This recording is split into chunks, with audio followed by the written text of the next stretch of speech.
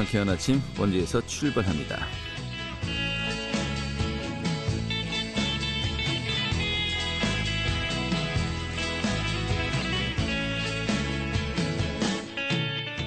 안녕하십니까. 1월 28일 목요일 아침 인사드리겠습니다. 상쾌한 아침 원주에서 출발합니다. 진행의 한태호입니다. 자, 오늘 날씨의 변화폭이 굉장히 큽니다. 좀 내륙 곳곳에 폭설이 예보되어 있고요. 또 소형 태풍급의 돌풍도 몰아치겠다고 합니다. 오늘 좀 날씨 좀 하루 종일 신경 쓰셔야 되겠는데요. 아직 하늘이 흐립니다만 또 서해상에서 발달한 눈구름대가 빠르게 다가오고 있습니다. 이번 눈은 좀 짧은 시간 동안에 많은 양의 눈이 내릴 것으로 예보가 되고 있습니다. 또 여기 눈구름의 뒤를 따라서 찬 공기도 밀려오겠는데요. 오늘 낮 기온도 영상 1도 선에 머물면서 좀 하루 종일 쌀쌀한 날씨가 계속되겠네요. 자, 오늘 준비한 소식 살펴보도록 하겠습니다. 이 횡성 축협과 조합원들의 조합원 제명을 둘러싼 2년 7개월간의 소송이 마무리가 되었다고 하네요. 좀 어떤 내용인지 또 이번 판결까지의 과정과 의미 짚어보도록 하겠습니다. 자, 원주시가 2019년에 도입한 원주 아이 행복 청약 통장 지원 사업 역시 올해도 계속해서 추진된다고 하는데요. 그 사업 내용 소개하겠고요. 또 원주시의 행정명령 이행 확인서 발급 내용도 함께 살펴보도록 하겠습니다. 1월 28일 목요일 상쾌한 아침 원주에서 출발하겠습니다.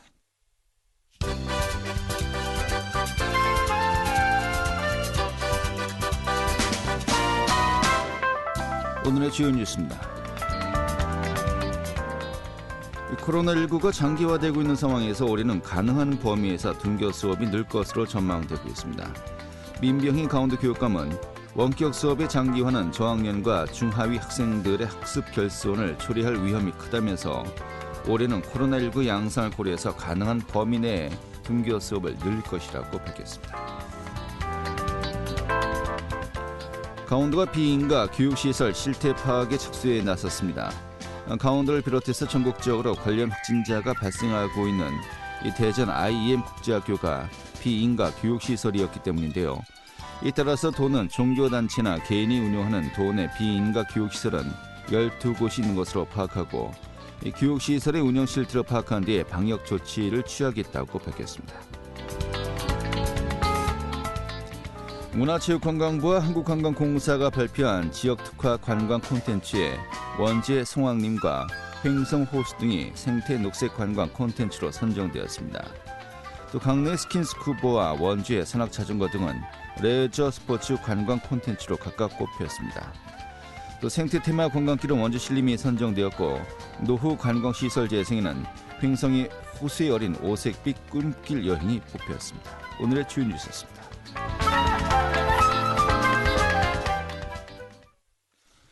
네, 이 조합 사료의 미사용 등 이유로 조합원 자격이 박탈될 위기에 처했던 조합원들과 또 횡성 축협이 이 소송을 벌였었는데요. 2년 7개월간의 소송전 끝에 이 마무리가 되었습니다. 얼마 전 대법원이 관련 판결을 내렸는데 좀 이번 판결까지 과정과 의미 짚어보도록 하겠습니다. 강원도민일보의 박창현 기자 자리했습니다. 어서 오시죠. 예, 안녕하세요. 네. 자, 이번 소송 좀 어떻게 처음 시작된 것인지 궁금한데요. 좀 과정부터 좀 살펴볼까요? 예, 그렇습니다. 이번 소송은 그 2018년 4월 행성축협 임시총회로 거슬러 올라갑니다. 당시 행성축협 측은 그 조합에서 일괄 공급하는 사료를 사용하지 않거나 한우 출하를 하지 않는 조합원 20명을 제명키로 결의를 했습니다. 축협 측은 당시 그 이들 조합원들이 경쟁 관계에 있는 한우 조합에 가입해 활동하고 있는 점도 제명 사유로 들었습니다. 이에 제명당한 그 조합원 20명은 그 두 달 뒤인 그해 6월에 조합원 제명 결의 무효 확인 소송을 제기한 겁니다. 이번 소송은 표면적으로는 행성축협과 제명당한 조합원 간의 그 법적 다툼으로 보이는데요.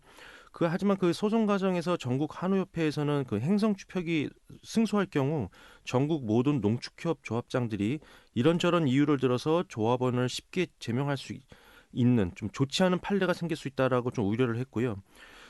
이런 면에서 조합원들을 지지하는 탄원서를 제출하기도 했습니다. 그 반면에 전국 축협 조합장들은 행성 축협을 지지하는 서명을 좀 받기도 해서 거대 축협 조직과 한우 단체 간의 대리전으로 주목을 받았습니다. 네. 일단은 시작은 이 공급되는 사료를 쓰지 않았다. 여기에서 시작되었습니다만은 이 축협과 한우 단체 간에 좀 약간 파워 게임 이런 게 또 여기 결합된 게 아닌가라는 또 생각도 드는군요. 근데 이것이 최근에 대법원의 판결이 나왔습니다. 이제 법적 다툼이 마무리된 거 아니겠습니까? 일단 결론이 어떻게 났죠? 예, 결론적으로 보면은 일단 제명당한 조합원들이 최종 승소해서 조합원 자격을 유지하게 됐습니다. 그 이 과정을 좀 지켜보면 그 원주 지원에서 진행된 1심 판결이 2019년 8월에 나왔는데요. 당시 1심 판결은 행성축협이 승소를 했습니다.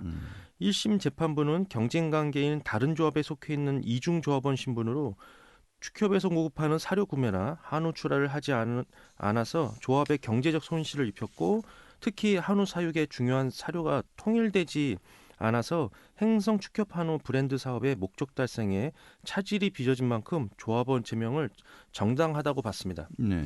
하지만 다시 또 2심 재판부는 1심과 정반대로 해석을 했는데요. 서울지방법원 춘천재판부는 지난해 9월이었죠. 행성축협의 조합원 제명은 해당 조합원들에게 소명 기회를 주지 않은 절차적 하자가 있고 농협법이나 축협 정관상 제명 사유가 되지 않는다고 판시하면서 임시총회의 제명 결의는 무효라고 1심 판결을 뒤집었습니다. 특히 2심 재판부는 축협이 조합원 제명 시 각종 국가라든가 지방단체에서 제공하는 지원 사업과 금융 혜택도 동시에 박탈하게 되기 때문에 신중해야 한다는 메시지를 남겼고요. 조합원 자격으로 이행 약정을 위반할 경우 굳이 제명보다는 위약금 징수나 기타 불이익을 주는 게 맞다 이렇게 판시를 했습니다. 2심에서 패소한 행성축협 측이 다시 상고를 하면서 이 소속은 대법원의 최종 판결까지 이어졌는데요. 결국 대법원은 지난 14일이었죠. 상고를 기각한다고 판결하면서 2심 결과가 유지가 됐고요. 조합원 20명은 2년 9개월여 만에 조합원 자격을 회복하게 된 겁니다. 네. 1심과 2심 각기 다른 판단을 내렸는데 또 판단의 근거가 다 나름대로 또 설득력이 있어요. 그렇습니다. 2심에서 뭐 이중 조합원 이건 안 되는 거 아니냐라고 본 것이고 또 이제 그 브랜드의 어떤 공통 가치를 유지하기 위해서도 이 축협이나 어떤 큰 틀 내에서 행동을 해야 되는데 뭐 독단적으로 단독으로 이제 움직이게 되면 브랜드의 어떤 가치가 또 훼손되는 거 아니냐 이런 또 판단에 무기를 둔 것이고요.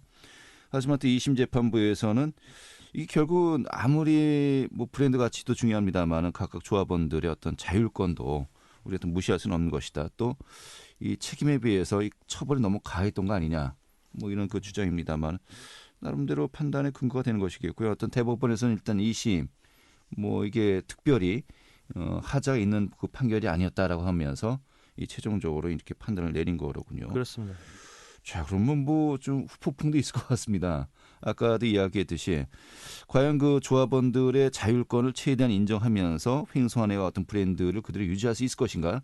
어떤 방법론에 대한 그 고민이 있을 것 같은데 좀 한우 농가 쪽에서는요, 좀 분위기가 어떻습니까? 예, 이번 판결을 앞두고 축산농가와 농축협 양측은 그 대법원에 자신들의 입장을 강하게 표명을 했는데요. 판결 결과가 전국의 조합원과 일선 농축협에 미칠 영향이 적지 않기 때문이었습니다. 대법원 판결을 앞두고는 각자 입장이 담긴 탄원서를 법원에 제출하기도 했는데요. 전국 축협 조합장들은 그 대법원 판결을 앞둔 지난해 10월 1심과 동일하게 판결해달라고 내용으로 탄원서를 법원에 제출해서 행성축협에 힘을 실어줬습니다. 네. 반면에 그 전국의 142곳의 전국 한우협회 중앙회 임원, 지회장, 지부장과 한국농업경영인 중앙연합회를 비롯한 전국 농업축산 생산자 단체들은 제명 무효 확인 판결을 내려달라고 대법원에 탄원서를 제출해서 맞불을 놓기도 했습니다. 네.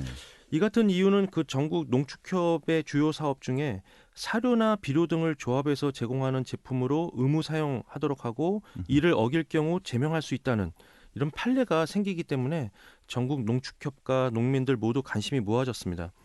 결국 이 같은 간행은 이번 판결로 제동이 걸리게 된 거고요.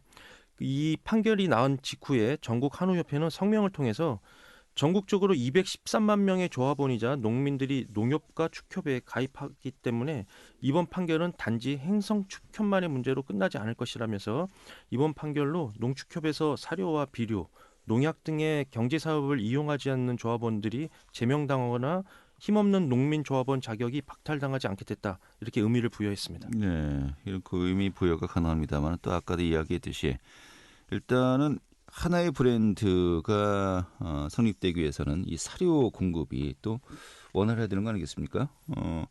그런데 횡성축협 굉장히 당혹스러울 것 같은데 지금 재판 결과 후속 조치 지금 어떤 고민들 하고 있습니까? 예, 조합원 제명을 둘러싼 소송에서 패소한 행성축협 입장에서는 좀 상당히 곤혹스러운 상황입니다. 축협 측은 조만간 이사회를 열어서 그 대법원 판결에 대한 그 입장이라든가 대응 방안을 논의할 방침인데요. 일단 재판에서 패소한 후유증은 상당할 것으로 보입니다. 그 제명된 조합원들의 변호사비가 대략 한 3천만 원 안팎으로 알려졌는데요. 축협 측은 이런 그 2년 7개월간의 그 진행된 소송 비용을 모두 부담해야 되는 상황입니다. 또 제명된 조합원의 그 자격 회복과 함께 그동안 미지급된 배당금을 지급해야 할 것으로 보여서요. 일단 경제적 출혈이 불가피할 것으로 보입니다. 여기다가 그 이번 소송에 참여한 조합원 이외에 축협 측이 그 추가 제명 조치한 조합원들도 소송을 제기할 가능성이 높아져서 더욱 난처한 입장이 좀 이만저만이 아닌데요. 행성축협 측은 하지만 그 여전히 그 동일 지역에서 한우 품목의 유사 사업을 하는 경쟁조합에 가입한 조합원의 제명은 당연한 조치였다 이렇게 좀 강조를 하고 있고요. 그 또 그 법원의 판결은 좀 아쉽지만 판결 내용을 면밀히 살펴보고 이에 따른 조치를 나서겠다 이렇게 밝힌 상태입니다. 그 또 행성축협집이 이번 판결의 후속 조치를 지금 만약에 원만히 이행하지 않을 경우에 민사소송에 또 휘말릴 수가 있고요. 농식품부의 제재도 감안해야 되는 상황이어서 여러모로 좀 고민스러운 상황입니다. 네, 또 여기에 또 한 걸음 더 나아가서 조합장 사퇴 요구까지도 나오겠다면서요? 그렇습니다. 그 법원 판결이 나온 지 한 10여일 만이었는데요. 어제였습니다. 그 이번에 그 제명당한 조합원들이 그 자체 모임을 가졌는데 그 이 자리에서 그 조합원들은 그 지금까지 축협 측에서 조합원 자격 회복에 대해서 무대응을 보이고 있다면서 상당히 유감을 표했습니다. 네. 더불어서 재판 결과를 그 자신들의 군미에 맞게 호도하고 있다면서 강경 대응에 나가기로 의견을 모았습니다. 아마 이것이 곧 제2의 법정 다툼도 예고하고 있는 건데요. 그 이들 조합원들은 우선 그동안 조합원 자격 상실로 인한 민사상 손해배상을 청구하겠다는 입장입니다. 부당한 그 제명 조치로 인해서 배당금도 못 받고 각종 국가적 지원 사업도 배제돼 금전적 피해를 입었다는 주장인데요. 또 일방적인 조합원 자격 파탈로 인해서 이후 치러진 행성축협 조합장 선거에도 참여하지 못한 점도 문제라고 지적하고 있습니다. 이 때문에 그 부당한 제명 조치를 추진한 현 조합장의 사퇴도 강도 높게 요구해 나가겠다는 입장을 보여서 이번 대법원 판결을 둘러싼 파장은 좀 걷잡을 수 없이 확산될 조짐을 보이고 있습니다. 네, 알겠습니다. 이런 가운데 좀 협동조합도 출범을 해야 되는 거 아니냐, 그런 또 필요성도 제기가 되고 있는 것 같군요. 좀 전반적으로 어떻게 또 우리가 예측을 할 수 있을까요? 예, 사실 이번 그 소송의 좀 내막 좀 배경을 보면요. 네. 사실 그 저렴하고 좀 품질 좋은 사료를 교체해달라는 조합원들의 요구가 좀 단초를 제공한 면이 있습니다. 일부에서는 조합장 선거를 앞두고 좀 무리하게 조합원을 걸러내는 과정에서 좀 빚어진 갈등에서 초래됐다는 좀 확인할 수 없는 얘기도 좀 나오고 있지만요. 네. 분명한 건 거대해진 지금 농협 조직이 농민과 조합원을 위한 협동조합이라는 좀 초심의 목적으로 돌아가야 한다는 좀 엄중한 경고를 줬다고 볼 수가 있습니다. 이 때문에 그 이번 판결로 그동안 그 조합의 독단적인 경영이나 행포에 대해 숨지었던 조합원들의 실질적인 행동이라든가 입지가 확대될 수 있는 계기가 될 것으로 전망이 되고요. 하지만 또 하나의 그 우려스러운 점을 보면은 축협 입장에서 볼 때는 그 대법원 판결대로 조합의 물품을 구매하지 않는 조합원들을 제명하지 못한다면 최소한 불이익을 주거나 어떤 방식으로든 제재 방안을 찾을 것으로 보이는데요. 이 과정에서 또 다른 마찰이 불거질 수 있다는 겁니다. 이런 면에서 그 조합과 조합원들이 좀 슬기로운 합의점을 도출해야 할 것으로 보입니다. 알겠습니다. 이 횡성한우의 주도권을 놓고서 군과 축협 간의 갈등이 상당하지 않았습니까? 자, 그런데 그때 그런 갈등을 넘어서서 축협 내에 또 조합원들 간의 갈등 좀 계속해서 악화된다면은 이 횡성한우 브랜드를 지켜나가는 데 있어서 상당한 또 애로사항이 있을 것 같기도 하고요. 이런 부분들 좀 합의점이 빨리 찾아줘야 될 것 같습니다. 그렇습니다. 오늘 잘 들었습니다. 예, 감사합니다. 네, 강원도밀보의 박창현 기자였습니다.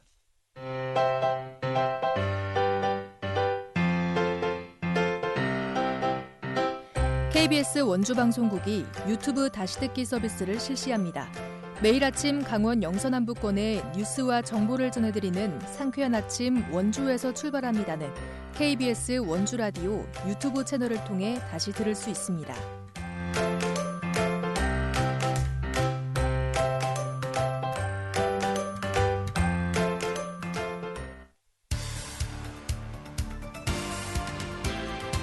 알찬 정보, 생생한 현장의 소식을 전해드립니다. 리포터 현장. 네, 원주시는 원주 아이 행복 청약통장 지원 사업을 추진하고 있습니다. 2019년부터 저출산 극복을 위해서 시행되고 있는데요. 이 원주시에서 출생한 신생아에게 5만 원이 입금된 이 청약통장을 개설해주는 사업이죠. 오늘 또 소개해드리도록 하겠습니다. 김민주 리포터 자리했습니다. 어서 오시죠. 네, 안녕하세요. 네. 자, 원주 아이 행복 청약통장 지원 사업. 이 저출산 문제 완전히 해결할 수 있는 그런 해법은 아니겠지만은 그래도 좀 하나의 또 단초가 될 수 있는 또 그런 또 사업이죠. 네, 원주시는 저출산 극복을 위해서 지난 2019년부터 원주아이 행복 청약통장 지원 사업을 추진해 왔는데요. 원주아이 행복 청약통장 지원 사업은 지역 신생아에게 5만 원의 주택청약 저축통장을 개설해주는 사업입니다. 원주시가 3만 원, 농협은행 원주시 지부가 2만 원을 공동 지원하고 있습니다. 지난 2019년부터 사업을 진행해온 결과 지금까지 총 1,900여 세대가 청약통장을 개설했는데요.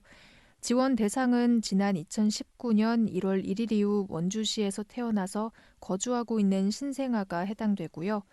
원주아이 행복 청약통장 지원 사업은 강원도 인구정책 우수시책 경진대회에서 장려상을 수상하기도 했습니다.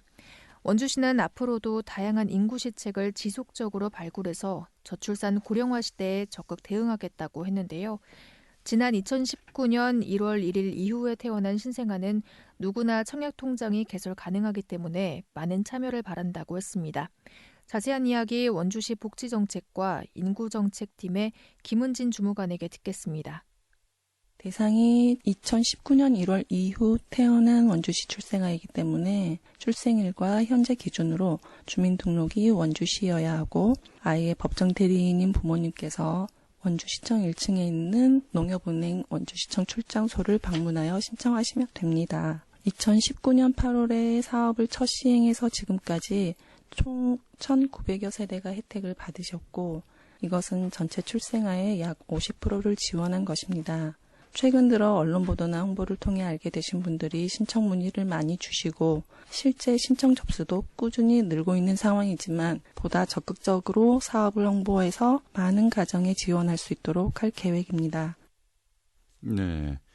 2019년 이후에 신생아는 다 이제 해당된다고 하니까 계속해서 이 지원 세대에 또 늘고 있는 것 같기도 하고요. 시청에 있는 이 농협 출장소를 방문해서 신청을 하면 된다고요? 네, 원주아이 행복 청약통장을 개설하려면 원주시청에 위치한 농협은행 원주시청 출장소를 방문해 신청하시면 되는데요. 아이 부모님 중 한 분이 아이 주민등록 등본과 가족관계서, 도장을 준비하고 신청 서류를 작성하시면 됩니다. 신청서가 원주시 복지정책과에 전달되면 원주시에서 예산을 배정받는 기간이 약 보름 정도 소요되고요. 이후 각 가정에게 5만 원이 입금된 청약통장이 배송됩니다. 자세한 이야기 NH농협은행 김은실 팀장에게 듣겠습니다. 출생아의 부모님 중에 한 분께서 방문하실 때 신분증을 지참을 하시고 출생아 기준 주민등록 등본과 가족관계 증명서, 자녀 명의 기본 증명서를 상세로 발급하신 후에 도장을 지참하시고 창구로 방문을 해주시면 됩니다. 대략 평균적으로 10분 정도의 고객님들께서 방문을 해주고 계십니다. 타 은행에 청약통장이 개설이 되어 있으시면 저희가 또 추가로 더 개설을 해드릴 수가 없습니다. 방문 시 필요 서류 중에서 자녀명의 기본 증명서는 반드시 상세로 출력을 해 오시면 되시고 도장은 자녀 또는 부모님 도장도 무방하니까 반드시 도장을 지참을 해주시면 되겠습니다. 네, 이런 서류를 준비하고 또 시청을 방문을 한다는 거 좀 번거로울 수도 있겠습니다만은 하지만 또 단순히 5만 원에 그치는 것이 아니고요. 그 뒤를 위해서 청약조금 계속해서 또 아이에게 부어주는 거 아니겠습니까? 태어난 아이에게 정말 부모님이 줄 수 있는 또 큰 선물이 아닌가 싶은 생각도 들고요. 한번 또 관심 있게 좀 시도해 보셨으면 좋겠습니다. 자, 원주시의 출산 장려 정책 또 이외에도 여러 가지 제도들이 현재 시행되고 있지 않습니까? 네, 현재 출생아 감소에 따라 학령 인구도 지속적으로 감소하고 있는 상황인데요. 원주시는 지난 2013년부터 합계 출산율이 1.3명 이하에 해당하는 초저출산 지역에 속해 있습니다. 오는 2025년에는 원주시의 초등학교 학생 수가 2천여 명 이상 감소할 것으로 예측되고 있는데요. 원주시는 저출산 극복을 위해 원주아이 행복 청약통장 지원 사업 외에도 출산 장려금 제도를 시행하고 있습니다.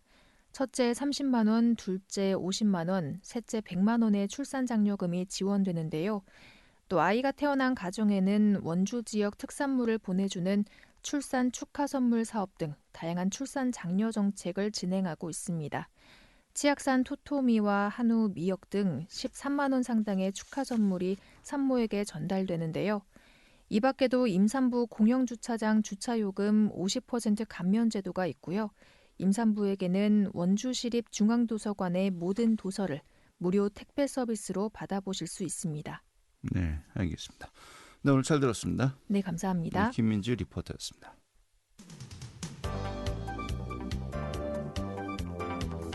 생생한 현장, 유익한 생활 정보를 전해드리겠습니다. KBS 원주라디오 상쾌한 아침 원주에서 출발합니다를 함께하고 있습니다. 네, 원주시가 소상공인 버팀목 자금 1차 신속 지급에서 누락되었었죠. 집합금지 또 영업 제한 업체를 대상으로 사회적 거리두기 방역조치 행정명령 이행 확인서를 발급한다고 합니다. 자세한 내용 살펴보도록 하겠습니다. 원주경제진흥과의 송명순 팀장 연결하겠습니다. 팀장님. 네, 안녕하세요. 네, 반갑습니다. 자, 먼저 이번에 발급한다는 그 사회적 거리두기 방역조치 행정명령 이행 확인서 이게 어떤 겁니까? 행정명령 이행서는요, 중소벤처기업부에서 지난 1월 11일부터 정부의 방역조치 강화로 경영에 어려움을 겪고 있는 소상공인에게 버팀목 자금을 지원하고 있습니다. 네. 집합금지는 300만 원, 그리고 영업제한은 200만 원을 지원하고 있는데요. 이렇게 소상공인 버팀목 자금의 대상에도 불구하고 누락되거나 일부 금액만 지원받은 버팀목 자금 대상자에게 저희가 방역조치 행정명령 이행서를 발급하고 있습니다. 아, 그래요? 네. 대상자분들이 구체적으로 어떤 분들입니까? 집합금지 영업제한 업종이 이제 발급 대상자인데요. 예. 집합금지 업종으로는 유흥주점, 단란주점, 감성주점, 그리고 헌팅포차, 콜라텍, 홀덤펍, 그리고 파티룸, 겨울 스포츠 시설이 해당되고요. 예. 영업 제한 업종은 노래 연습장, 식당, 카페, 실내 체육시설, 숙박시설, 학원, 교습소, 실내 스탠딩 공연장, 그리고 직접 판매 홍보관이 해당됩니다. 예, 그렇군요. 집합 금지 시설은 300만 원, 네. 또 영업 제한 명령을 받았던 것들은 200만 원을 이제 지원해 준다는 것인데, 예. 이게 그러면 이행 확인서가 다 있어야 되는 겁니까, 지원이? 그렇죠. 지금 누락되신 분들은 중소벤처기업부에서 대상을 확인하기 위해서 예. 이행 확인서를 반드시 발급받은 분에 대해서 이제 지원을 하게 됐습니다. 그렇군요. 예. 이 제외 대상도 있는 겁니까? 예, 물론 있습니다. 그러니까 일단 이제 사업자 등록증 상에 개업일이 2020년 12월 1일 이후인 분은 제외 대상이고요. 예.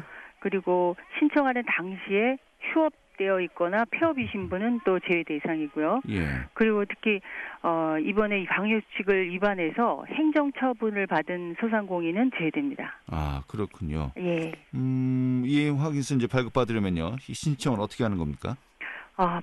대표자 본인이 신분증하고 사업자 등록증을 가지시고 가까운 읍면동 행정복지센터를 방문하시면 되는데요. 예.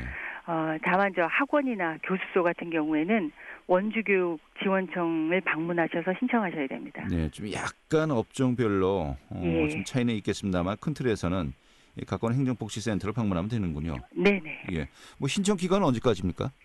저희가 1월 25일부터 발급을 시작했고요. 네. 2월 19일까지 신청하시면 됩니다. 2월 19일이요. 네네. 그러니까 다음 달 이제 추석 연휴까지다 이렇게 이해하면 되겠군요. 그렇죠. 큰 틀에서요. 예. 예. 그러면 이행 확인서도 결국 이제 버팀목 자금을 지원받기 위해서 아니겠습니까? 그렇죠. 뭐 같이 연기가 되는 건가요? 그렇습니다. 이제 이번에 이제 신청을 받으신 분들은 뭐 이제 집합 금지 업종 같은 경우 이제 300만 원이 지원이 되고요. 네. 영업 제한 업종의 경우에는 200만 원이 이제 지급될 것입니다. 네, 알겠습니다. 예. 자, 그런데 예. 뭐 요즘 계속해서 정치권에서 또 정부에서도 고민을 많이 하고 있습니다. 뭐 재난지원금을 다시 한번 이제 또 지급을 하는데 선별적으로 할 것인가, 보편적으로 할 것인가. 또 이게 어느 정도 규모로 또 어느 업종 분들에게 피해를 보상해 줄 것인가.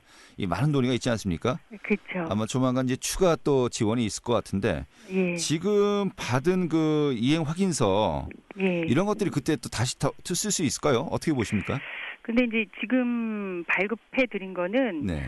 이제 1월 10일부터 지급 받으신 분들 중에 그 대상에서 누락되거나 아니면은 이제 금액이 이제 200만 원 대상자인데 100만 원을 지원받은 분들 이런 네. 분들이 해당이 되는 거거든요. 예. 그래서 이런 분들이 이제 2월 1일부터 버팀목 자금 홈페이지를 통해서 이제 추가로 이제 지원받게 되는 그런 겁니다. 예. 예. 그러니까 뭐 너무 뭐 미래까지 이걸 써먹을 수 있지 않을까 그것까지는 좀 약간 무리인 것 같기도 하고요. 예. 당장 좀 이 부분이 있어서 예. 좀 참고를 하셔야 되겠습니다.